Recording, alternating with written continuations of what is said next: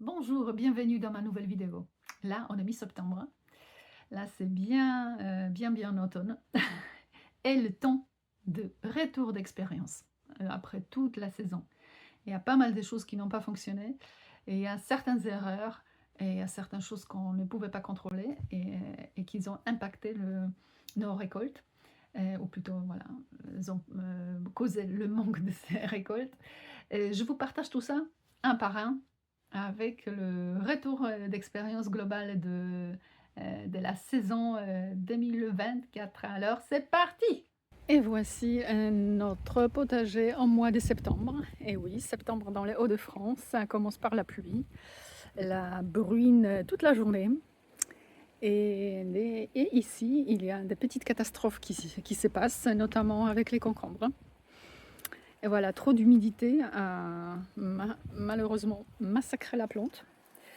Et donc, j'ai beau encore avoir voilà, les petits fruits qui paraissent d'ici là, ils n'arrivent plus à passer.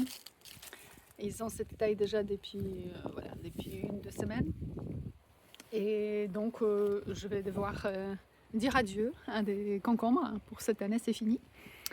J'en ai eu pas mal de courgettes, j'en ai eu 3 4 des grosses et puis deux moyennes. En attendant ce que ça va donner encore de fleurs, je pense que je pourrais encore peut-être avoir une ou deux. Et du côté du, de bleu de Hongrie, ça va, il pousse bien. Et mes haricots, ouais, ça commence à se montrer. Ça pousse bien, par contre, avec l'humidité, avec les nuits de plus en plus fraîches et même les journées de plus en plus fraîches, je vais devoir passer en mode tunnel, comme au printemps, pour sauver ces plantes, pour pouvoir vraiment avoir encore des haricots pour fin septembre-octobre. Et les radis, ben, on termine, je vais pouvoir cueillir les dernières. Les radis noirs, certaines ont bien pris. Elles prennent bien leur place, donc voilà, donc, je pense que sous la terre, la racine, elle pousse bien. Donc j'attends en octobre pour pouvoir en profiter. Malheureusement, les salades, ça ne pousse pas. Ça reste à ce stade-là et ça n'apprend plus du tout le détail. Ça, voilà, c'est le maximum que je peux avoir. C'est comme au printemps. Cette année, c'est spécial. C'est pas pour les salades, et c'est pas pour les laitues. En tout cas, voilà, j'ai échangé des expériences avec d'autres jardiniers et apparemment, la laitue, effectivement, c'est pas l'année pour la laitue. Et les courants n'arrivent pas à se développer, donc bah, il faut, pour des années comme ça, il faut plutôt partir sur des Batavia, sur des salades, des salades sans tronc. Pour les, euh, pour les carottes, je suis bien contente, ça pousse bien. Donc je vais pouvoir le récolter bientôt. Et là, la limace, par contre, la limace, ça attaque, mais voilà, ça mange bien, mais carottes, malheureusement, bien attaquées. Et finalement, mes tomates. Bon, déjà bien, ce qui est bien, c'est qu'ils ont commencé à prendre la couleur. Donc ça, c'est top. Malheureusement, dans ces conditions-là, de plus en plus froid, de plus en plus humide, ben, elles risquent de, voilà, de ne plus mûrir. Voilà, en l'occurrence, ici, j'en ai une petite, voilà, qui va pas bien du tout. Donc là, c'est une tomate malade. Et donc, je prends la décision de cueillir ce qui a déjà pris des couleurs. Voilà, deuxième malade. Malheureusement, là, c'est des tomates attaquées. Froid, humidité. Il faut faire attention. Déjà, en regardant le feuillage, on voit bien que voilà, ça va pas. Et donc, voilà, je vais les cueillir ce que je peux. Et le reste, je vais essayer de mettre la bâche par-dessus, en tout cas pour la nuit, au moins pour la nuit, pour protéger ces plantes. Là, la ciboulette, tout petit peu, pas trop poussé. Et les betteraves, c'est juste catastrophique. C'est la taille comme ça, j'ai jamais eu. J'ai jamais eu de aussi petite betterave. Ça n'avance pas. Ça n'avance pas. Ça n'avance pas du tout. Et certains radis noirs ici, un compagnon des betteraves, ça n'avance pas non plus. Donc soit c'est pas bien, c'est pas un bon endroit, et soit effectivement l'association ne va pas. Donc ça, je veux revérifier. Et pour les poireaux, on attend le novembre. Et pareil pour le céleri, il n'est pas encore assez large. Donc j'attends qu'il pousse encore. Et voilà, c'est le tour du potager en octobre. Donc il y a des choses à faire. Il y a certainement les tomates et les haricots à protéger. Voici ce que j'ai pu mettre en place rapidement. J'ai remis le tunnel de printemps sur l'ensemble de légumes, puisque voilà, tant qu'à faire, puisqu'il était assez long. Le deuxième sur les haricots de ce côté et tous les autres légumes avec haricots de côté droit. Sur les tomates, j'ai pris la bâche de la dernière livraison de meubles. Et voilà, et pour l'instant je le mets comme ça, je vais quand même accrocher, voilà, pour que ça n'écrase pas non plus les tomates. Et je vais les accrocher avec les pics tout autour, et espérant que ça va donner quelque chose. Et du côté des autres tomates, j'ai mis pareil, un bout de bâche que j'avais, une vieille nappe d'extérieur. Et bon, déjà que de limiter cette pluie incessante, c'est déjà ça. Alors voilà, ça dépasse, donc je vais couvrir un peu. Allez, cache-toi. Cache-toi.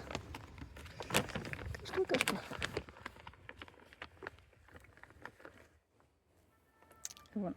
Alors, il faut quand même qu'il y ait un espace pour l'air aussi. Mais voilà, l'important c'est que c'est couvert et maintenant il faut sécuriser. Voici ma caisse couverte avec le linge, le vieux linge.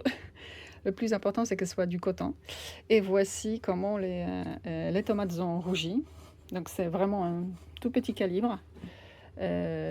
À part celle-ci, mais celle-ci ne vient pas de mon jardin malheureusement.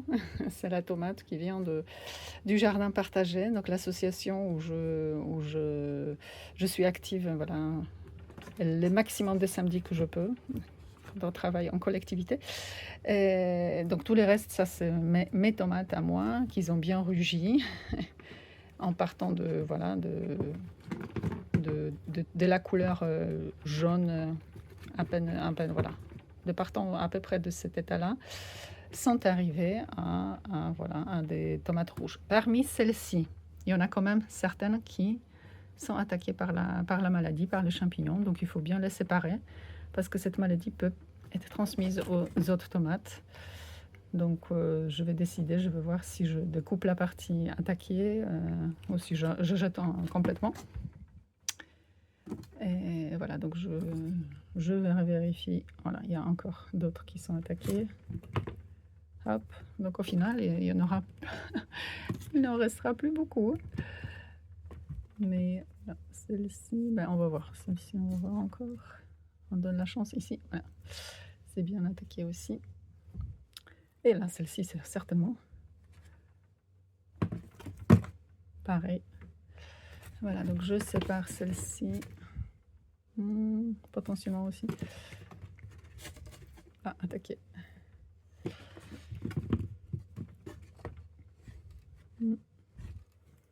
Pour certains, je vais juste les couper. Je vais juste couper la partie. Bon, effectivement, au final, il m'en reste plus beaucoup. Donc j'imagine que ça va être la même chose à peu près avec les nouvelles vertes que je viens de cueillir. En tout cas, couvrir bien et que ça reste dans la sobriété. Et voilà, et en attendant que ça prenne les couleurs. Donc voilà, donc celle-ci je vais les couper. Et voici ma petite catastrophe qui se passe, malgré que j'ai couvert les tomates. Il y avait, voilà, il y avait le froid et l'humidité qui ont attaqué mes tomates et sont complètement, voilà, complètement attaquées par les champignons. Donc justement toute cette partie brune, voilà, c'est l'attaque des champignons et ça monte et ça va attaquer des tomates. Donc je prends la décision d'enlever toutes les tomates, tous les fruits, de les mettre dans la caisse et voir si ça donne quelque chose, si ça va leur permettre de mûrir ou pas. Il y a peu de chance quand même parce que elles sont complètement vertes.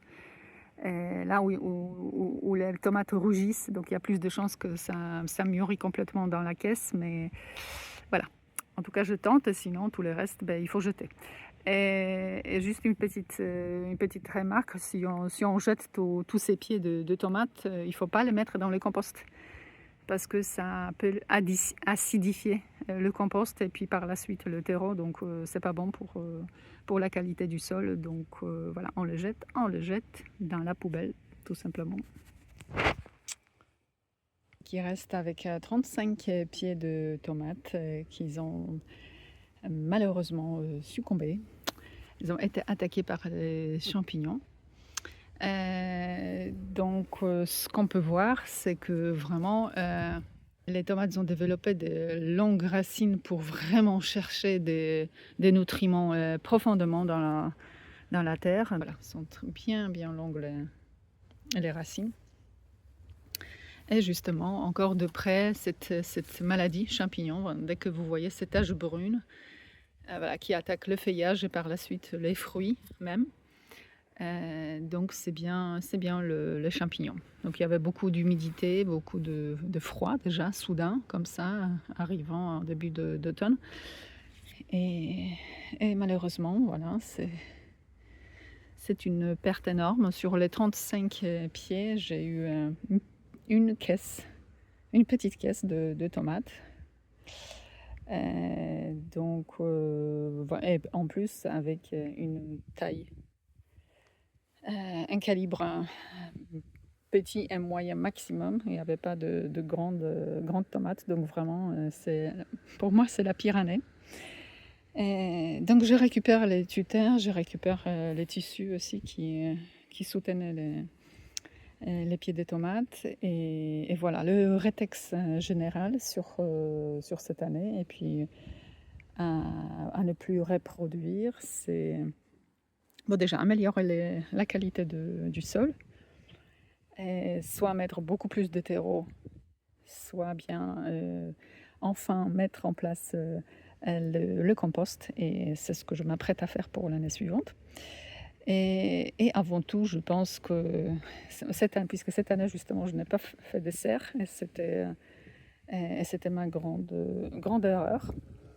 Et si je l'avais fait dans la serre, et puis si j'avais procédé à la sémence beaucoup plus tôt, je pense, parce que je l'ai fait quand mi-mars, fin mars, j'aurais dû le commencer même voilà, début mars.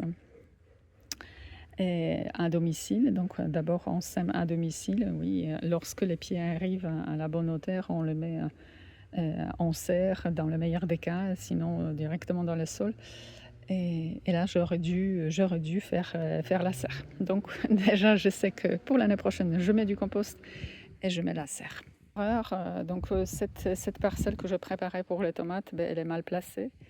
Elle n'est pas bien ensoleillée, donc c'était juste mi-journée que les tomates étaient bien en plein soleil. Donc voilà, c'est aussi l'emplacement qui compte. Donc cette erreur, je ne vais plus la faire. Donc je vais changer l'emplacement des tomates. Et voilà, c'est la correction en plus. En effet, le rétex suivant, mais comment c'est possible que dans le jardin partagé, ça pousse bien et ça donne de belles tomates grandes comme ça? Bon, déjà, c'est une variété, donc ça c'est une chose, mais deuxièmement, effectivement, dans le jardin partagé, on a commencé la semence beaucoup plus tôt et on l'a laissé dans la serre. Donc, les semis a bien poussé pour faire des plants. En arrivant à à la taille de plants, là, ils ont été plantés dans le sol bien, bien riche en oligo-éléments, en minéraux, parce que bien alimenté avec le compost. Et donc c'est effectivement à la fois la qualité, la variété, la qualité de la terre et aussi comment on procède avec les semis. Il faut apporter les meilleures conditions pour les semis pour que ça pousse le mieux dès le départ. Et après, voilà, le plant, il est beaucoup plus fort, beaucoup plus résistant. Et puis je pense que cette variété aussi est beaucoup plus résistante parce qu'ils n'ont pas du tout été attaqués par des...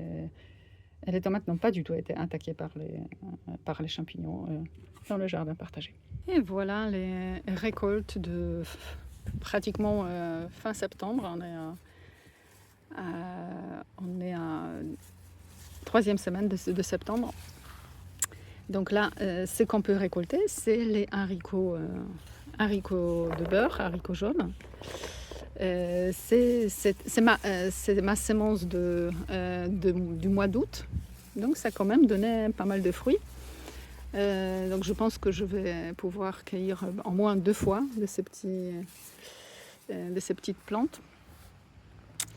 Et voilà, donc là je continue. Je vais peut-être juste montrer comment je procède quand je les cueille. Quand je les cueille, hop, on prend la tête,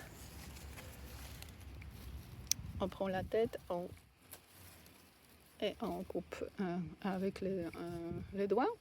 Et ensuite, ce qu'il nous reste à faire, c'est juste couper un petit bout avec les couteaux d'un côté et de l'autre côté. Voilà, c'est ce que je suis en train de faire. Voilà, je coupe tout de suite comme ça. Ça va directement à la casserole et on ne s'embête plus.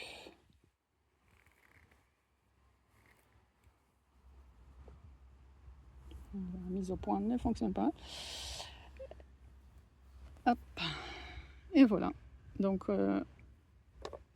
j'en ramasse un peu pour aller directement dans la soupe.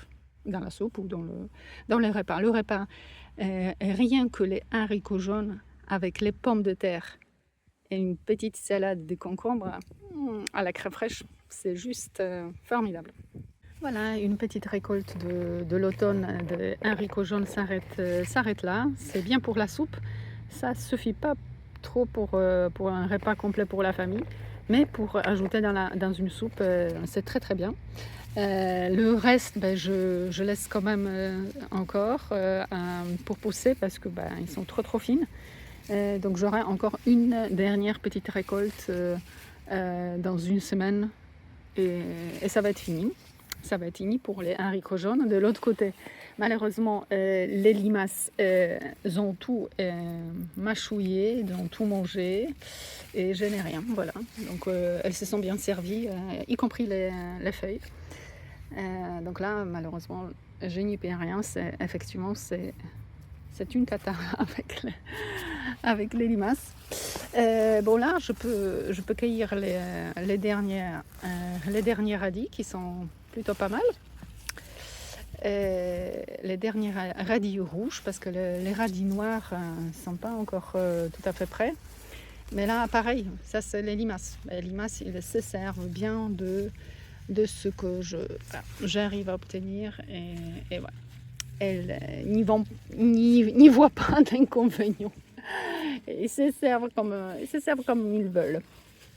Voilà, c'est comme ça. J'enlève tout le peu de salade que j'ai.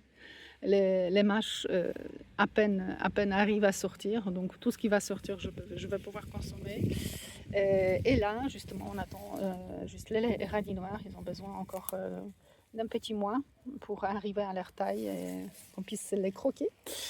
Et puis voilà, mes carottes, j'en ai déjà enlevé pas mal. Donc tout ça ici, j'avais des carottes qui étaient déjà bien avancées. Et tout ce qui reste, elles sont encore trop jeunes, trop petites. Et donc j'attends encore quelques semaines, j'attends jusqu'au bout. Et puis voilà, au dernier moment, je vais cueillir ce qui reste. Là voilà, et voilà, encore des mâches. Là, des mâches, je peux me servir. Et les autres, toutes petites, non, ça, je vais attendre encore un peu. Et puis de toutes petites betteraves, pareil, voilà. Sont pas encore, sont toutes petites, donc c'est pas la peine de les cueillir maintenant. Pareil, je vais attendre au dernier moment. Et les poireaux, c'est le mois de novembre. Mais j'en ai déjà cueilli pas mal parce que je n'en avais plus. Donc je me suis déjà servi de 3, 4 ou 4, je crois que j'ai pris. Et puis voilà, la ciboulette. Voilà, je me sers jusqu'au bout. Donc on arrive tout doucement vers la fin, de la saison 2024. Tadam! Oui, et oui, mais ça ne se passe toujours comme on veut dans le potager. Il y a des mauvaises surprises souvent et voilà, il faut apprendre, il faut y remédier par la suite et faire mieux l'année prochaine. Donc c'est toujours ce que l'on fait et ce que j'essaie de vous transmettre également. Donc voilà, j'espère que ça vous décourage pas. Il y aura toujours quelque chose voilà, qui fonctionne pas bien, mais il faut pas s'y concentrer. Il faut se concentrer sur ce qui fonctionne et ce qui nous fait énormément plaisir. Moi, malgré plein d'échecs cette année, je suis toujours excitée de recommencer et de faire mieux et toujours de voir la plante pousser et nous donner ces beaux fruits, peu importe quelle quantité, mais c'est beau à voir. Donc j'espère que ça va vous donner également le plaisir et votre motivation va perdurer. Alors, je vous invite à la prochaine vidéo. À très vite!